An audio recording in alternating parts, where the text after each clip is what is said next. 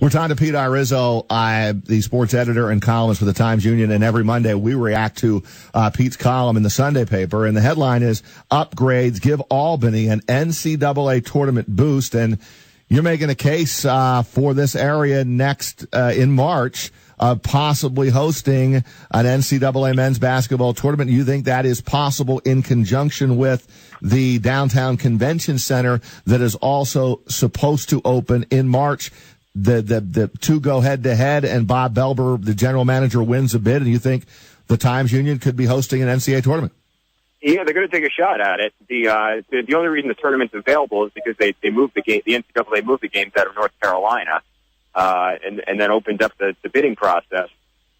It's pretty short notice. It's only 6 months away, so who knows how many cities are going to build and going to bid. Excuse me. And I know it wasn't especially easy for even Albany to get a bid together. They had to move an Albany Devils game. They had a concert that had to be moved. They had to make sure there were enough hotel rooms available downtown. So there's a lot that went into this. And but if it did ever come through, it could work out really well because the convention center is scheduled to open March 22nd, which is just a few days after the tournament would be here. But Bob did say that they could potentially have a quote-unquote soft opening for the convention center and maybe use it for a fan fest or something like that if the tournament games were to be played here, which in my mind, that would be a really cool way to, one, it'd be great for the NCAA tournament to come here, but wouldn't that be the perfect opening for the convention center, too, to be hosting a fan fest for the NCAA tournament? It would, and I know we would do a good job, and we did a good job in 2003, and maybe because of the convention center, we get a strong look. The other thing is, because of the short notice, are a lot of the venues that they would like to maybe go to are booked, Pete, and that Albany could free up these dates, and that's why maybe the Times-Union Center would have an inside track on this. Yeah, you're exactly right, because you look at why it's been so difficult to get the tournament back to Albany. It's because Albany, the Times-Union Center is competing against so many other great venues in the Northeast. You got the, Madison Square Garden, the Prudential Center in Newark, Boston, Buffalo. These are all bigger arenas and in bigger markets, but are a lot of these places booked already for March? It was difficult enough to move an Albany Devils game and move a concert. I got to imagine that it would be even more difficult for Madison Square Garden to move a Knicks or a Rangers game. And I agree with you, and Zach, I think you can chime in on this too, that the Albany area likes its basketball. Capital Region likes its basketball, and that if there is a tournament here like we had in 03, and we've had the first and second rounds here, the college basketball fans around here will support it big time.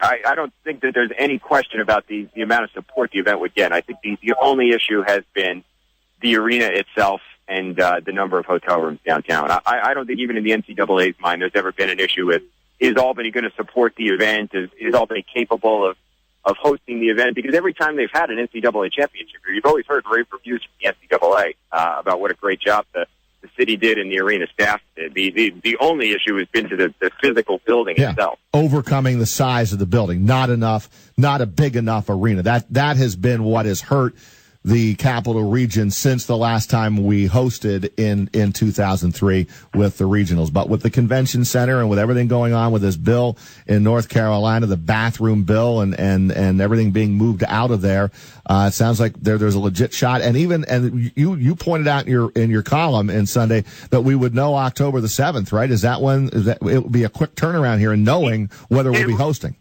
Yeah, it will be, and I mean, really, it has to be because the games are coming up so quickly, and whichever city lands the game, there'll be a lot of work to be done between now and March. Pete, if you were going to throw a percentage probability out of 100, what do you think the percentage is that this thing actually goes through and that Albany is hosting a round of the NCAA tournament? If I took a guess, it'd be an uninformed one because I nobody knows who else has bid except for the NCAA.